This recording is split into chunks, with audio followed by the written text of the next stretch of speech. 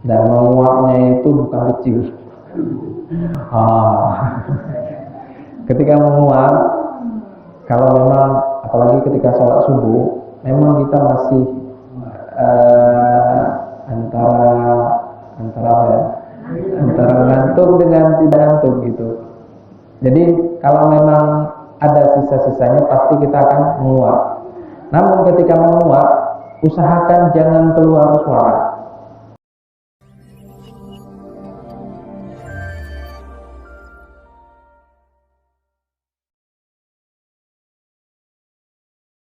Pada malam hari ini kita akan membahas tentang fikih ibadah. Yang sebelumnya kita sudah membahas tentang kesalahan-kesalahan umum yang terjadi di masyarakat kita di dalam sholat. Ada banyak poin dan sudah 2 kali pertemuan. Yang ini yang ketiga kali. Insyaallah kita juga akan membahas kesalahan-kesalahan lain yang sering kita lakukan dalam melaksanakan sholat.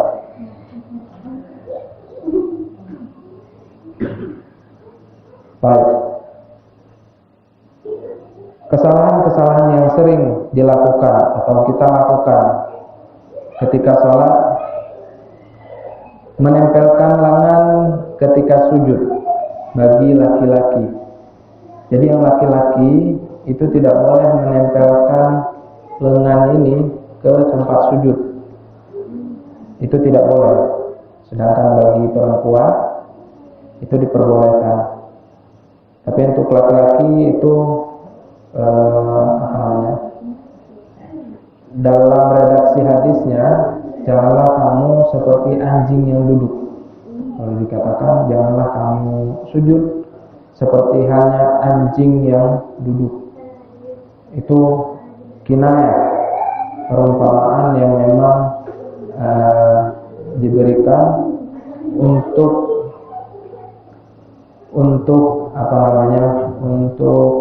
mengabarkan bahwasannya ini adalah sebuah kesalahan yang besar. Maka kita orang yang sujud seperti itu disamakan seperti anjing yang duduk. Maka itu juga sering kita lakukan ketika sujud, yang terutama untuk laki-laki nih. Sujud, ini tangannya ini nempel semuanya. Sedangkan yang benarnya adalah agak ditinggikan. Kalau perempuan itu beda. Kalau perempuan memang menempelkan. Jadi kalau laki-laki itu tidak boleh. Makanya diumpamakan itu untuk laki-laki, bukan untuk perempuan. Jadi bahkan ada yang mengatakan itu makruh. Makruh menempelkan lengan. Bagaimana halnya kalau seandainya dalam sholat tapi kita lagi sakit? Kalau memang benar-benar tidak bisa, itu rukhsah. Itu diperbolehkan dengan catatan. Catatan bahwa dia lagi sakit dan itu tidak apa-apa. Kalau memang sakit beneran, jangan buat-buat sakit. Sakit kepala terus nempel ini. Enggak ada hubungannya kepala di sini, ini lengan. Ya. Kalau seandainya memang sakit tangan, ya itu mungkin.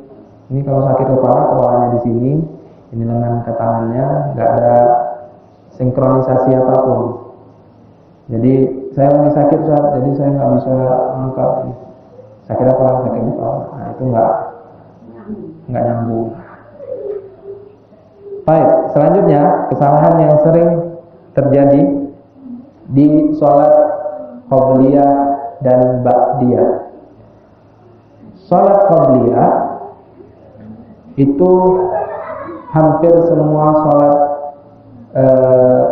yang wajib itu ada sholat qobliyah. Jadi sholat subuh qobliyahnya itu lebih bagus daripada langit dan bumi, isi langit dan isi bumi pahalanya. Lalu duhur juga ada, asar juga ada, maghrib juga ada, isya juga ada. Jadi sholat qobliyah 5 waktu itu ada. Namun yang sholat ba'diyah ada 2 waktu yang memang dilarang. Dua waktu itu adalah waktu yang memang man'u sholat, dilarang untuk sholat, yaitu setelah selesai sholat subuh dengan setelah selesai sholat asar. Itu tidak ada ba'diyah. Selain itu ada ba'diyah, walaupun nanti ada ikhtilafnya seperti halnya maghrib. Tapi kalau seandainya memang mau melakukan amalan, silakan. Ba'diyah dipersilakan, qabliyah dipersilakan. Namun setelah selesai sholat asar itu waktu yang dilarang untuk sholat. Setelah selesai sholat asar dan setelah selesai sholat subuh itu waktu yang memang dilarang untuk sholat, kecuali nanti sudah sedikit tinggi mataharinya. Itu ada sholat yang namanya sholat syuruk.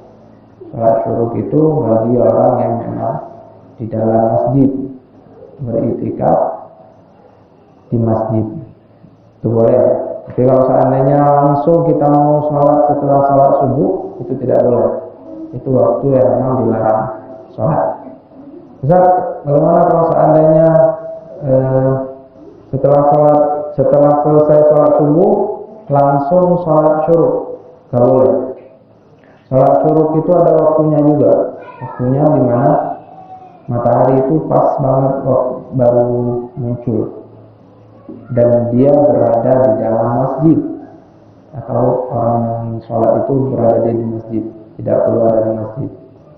Jadi kalau mau itikaf, setelah itu kerja, sebelum sholat subuh mandi nanti nggak perlu mandi lagi.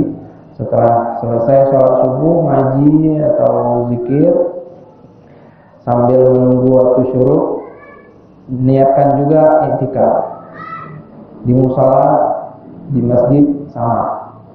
Setelah itu pas waktu syuruk, sholat syuruk, itu baru berangkat. Apakah itu bersiap-siap untuk berangkat kerja atau memang bersiap-siap untuk pekerjaan yang lainnya? Jadi saya menanyakan Ustaz ya. Ya. Kalau sujud begini sama Ustaz masuk rukun apa enggak? Sujud? Oh. Begitu. Sujud begitu maksudnya? Masuk rukun. Itu sujud apa duduk? Sujud. Kalau sujud begini kan orang pada punya sujud begini. Tuh. Kebanyakan orang. Harusnya begini, Pak.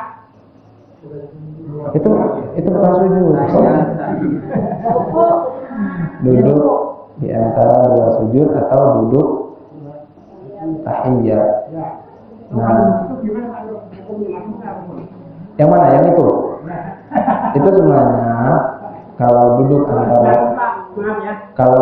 antara dua sujud itu boleh bersila seperti ini, atau boleh satunya itu menghadap ke kiblat jari-jarinya. Tapi kalau seandainya duduk ketika akhir, ketika tahiyat akhir, itu disunahkan, apalagi kita sebagai yang bermazhab Syafi'inya itu biasanya duduknya tawarruk. Tawarruk itu bersila antara kaki dengan itu, kaki kiri kita itu menyilahkan sampai ke kaki ke sebelah kanan, dan kaki kanan kita langsung seperti ini atau menghadap ke kiblatnya juga jari-jarinya. Jadi seperti itu yang adanya. Bagaimana kalau seandainya ada orang yang seperti itu? Ya, kita menurut mazhab Syafi'i yang seperti tadi saya katakan. Tapi kalau seandainya memang ini mungkin ada sesuatu hal dari dirinya, apakah dia belum tahu atau memang lagi sakit, itu dibolehkan. Sakit misalkan kram atau ada luka atau asam urat, dibolehkan. Jadi husnuzan kepada orang itu harus kita utamakan. Ada satu lagi. Ya, silakan. Nih, ini harus penting Pak ini. Ya, harus penting. Ya penting ini. Kalau nunjuk ini begini, tuh gitu-gitu gimana? Kan harus begini ya. Ya. Ya kan banyak yang begini Pak.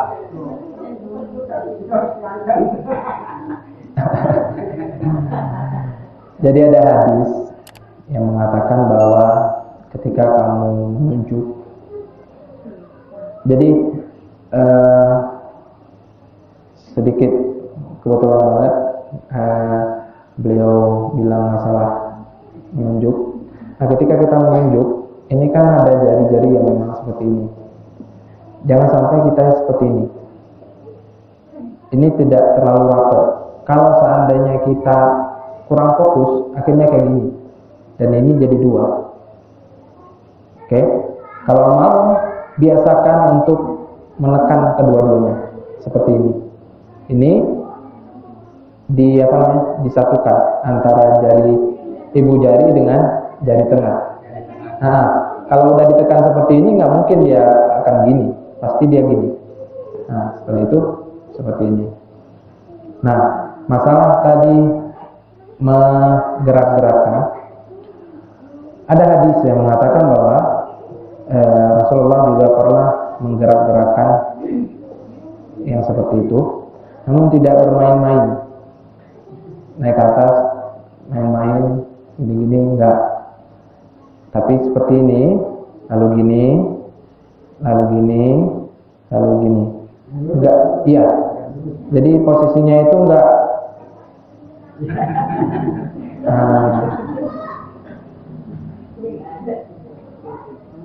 Nah, kalau seandainya memang digerak-gerakkan, itu tidak melalaikan orang yang berada di sampingnya. Makanya ada yang menggerakkan seperti ini, atau lurus, gini, gini, gini, gini. Nah, jangan terlalu cepat juga, akan mengganggu orang yang di sebelah. Nah, itu ada riwayatnya. Namun kita mazhab Imam Syafi'i tidak menggerak-gerakkan. Itu mazhab Imam Hanbali, Imam Ahmad. Sedangkan kita mazhab Imam Syafi'i harus seperti ini. Tangannya kalau bisa seperti ini dan kita luruskan tanpa ada gerak. Ada riwayat yang mengatakan bahwa ketika asyhadu an la ilaha illallah, setelah itu wa asyhadu anna Muhammadar Rasulullah, dari riwayat. Namun kalau seandainya memang kita terbiasa yang seperti ini, sudah kerjakan yang biasanya, tidak ada salah, kedua-duanya benar. Namun kalau seandainya kita mau ikut mazhab apa dulu? Syafi'i, Hanafi, Hambali atau Maliki. Nah, kalau di sini mazhab apa?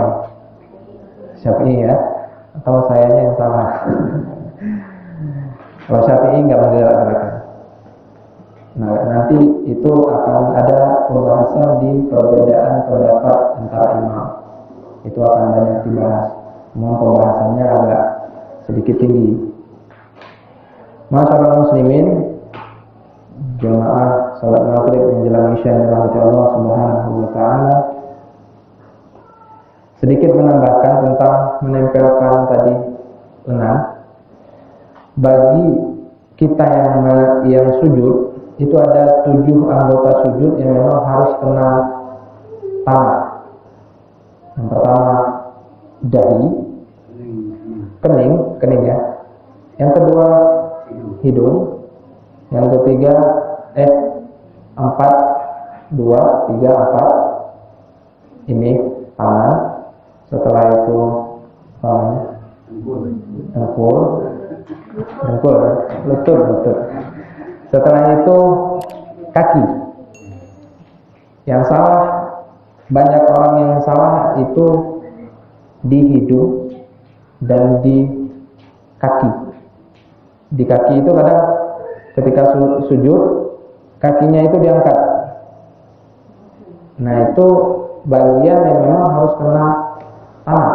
Kena hambar ya? Iya, kena tempat itu. Dan dia tidak boleh ngambar, terbang, nggak boleh diangkat, nggak boleh ngantung. Dia harus kena tanah. Begitu juga dengan kaki, lutut dan hidung. Ini kebiasaan kita kalau sujud mau lihat ke belakang, mau lihat posisi siapa sih di belakang ada. Jadi waktu kita lihat ke belakang bisa, cuman hidung kita ini nggak akan kena ke tempat sujud atau ke tanah. Oleh karena itu nggak sempurna dan itu dilarang. Itu yang paling sering. Apalagi kalau seandainya kita ajarin anak-anak, udah waktu sujud, anak-anaknya itu udah Coba kesetak orang malahnya. iya. Ya. Itu semua harus kena tempat sujud atau kena tanah. Selanjutnya, bila imam lupa, misalkan imam salah nih, rakaat ketiga beliau bukan bangun lagi, tapi duduk. Bagi yang laki-laki, jangan bilang astagfirullah, namun ucapkan subhanallah, subhanallah. Bagi yang perempuan, tidak mengucapkan subhanallah, akan tetapi menepuk tangan. Tapi jangan tepuk tangan ini. Salah. Itu bukan. Jadi tepuk tangan kayak begini. Enggak, tangannya ini nepuknya di sini. Oh. Ya, nepuknya di sini. Ini. Bukan nepuk. Bukan. Ya. Ya. Jadi idza nabahtum syai'an fi salatikum falyusabbihu lirijal wa tasbihu lil mar'ah. Jadi kalau seandainya terjadi kesalahan pada kalian ketika sedang sholat, maka bagi laki-laki yusabbih, mengucapkan subhanallah, falyasbih, atau bagi perempuan untuk menepuk.